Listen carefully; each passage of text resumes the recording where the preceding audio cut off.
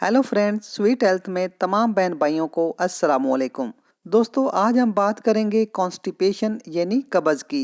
कब्ज़ क्या होती है, घर में कौन सी ग़िज़ाएं खाने से कब्ज़ ज़्यादा बढ़ती है और जानेंगे इसका आसान घरेलू इलाज। तो पहले जान लेते हैं कब्ज़ होती क्या है। नाज़रीन, अगर सख्त पखाना बाहर निकालते वक्त जोर लगाना पड़े, तकलीफ और मुश्किल पेश आए, पखाना करने के बाद भी पेशाब की हाजत महसूस हो, पखाना सख्त टुकड़ों की शक्ल में खारिज हो और हफ्ते में 3 बार से भी कम आए, पेट में गैस और सूजन रहे, भूख ना लगे और जी मतलाए, तो इस सारी सूरत हाल को कब्ज़ कहते हैं। दोस्तों, कब्ज़ का इलाज भी बहुत ही आसान है, लेकिन पहले जान लेते हैं उन ग़िज़ाओं के बारे में जो कब्ज़ की वजह बनती हैं। आप जितना मर्जी इलाज करवा लें, जब तक इन ग़िज़ाओं को नहीं छोड़ेंगे, कब्ज़ ठीक नहीं होगी। पहली चीज जो कब्ज़ के मरीजों के लिए किसी जहर से कम नहीं, वो हैं fast foods. Burger, sandwich, shawarma और तली हुई बाजारी प्रोडक्ट्स ना सिर्फ कब्ज़ पैदा करती हैं, बल्कि मैदे में गैस और बदहजमी की बड़ी वजह भी बनती हैं।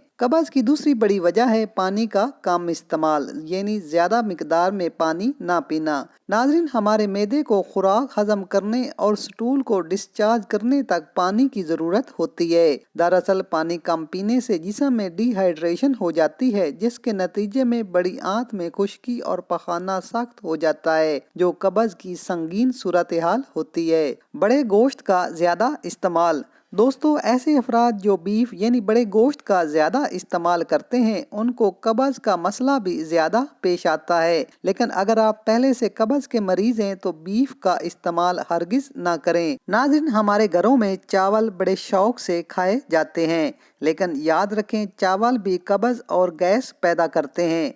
इसलिए अगर आप कॉन्स्टिपेशन यानी कब्ज़ के लिए मेडिसिन ले रहे हैं तो इस दौरान चावल का इस्तेमाल ना करें। नाज़रीन, बिलाशुबा अंडा प्रोटीन और ग़िज़ाई फ़वाइद से माला माल होता है, लेकिन अंडे में मौजूद जर्दी भी कब्ज़ की वजह बनती है। इसलिए अंडा खाते वक्त अंडे की जर्दी खाने से गुरेज करें। नाज़रीन, सफ़ेद आटे यानी मैदे से बनी हुई चीज़ें, चाहे वो पराठा हो, ब्रेड हो या फिर कोई और डेयरी प्रोडक्ट्स हो, कब्ज़ पैदा करती हैं, क्योंकि मैदे में फाइबर बिल्कुल नहीं होता, जो बड़ी आंत में जाकर डिस्चार्ज होने की बजाय आंतों में चिमट जाता है, जिससे कब्ज़ और गैस पैदा होती है। नाज़रीन, कुछ लोग दूध को बगैर बॉयल किए कच्चा इस्तेमाल करते हैं। एक टाइम था जब दूध देने वाले जानवरों की ग़िज़ा खालिस थी, तो दूध भी खालिस मिलता था, लोग कच्चा दूध पी लेते थे।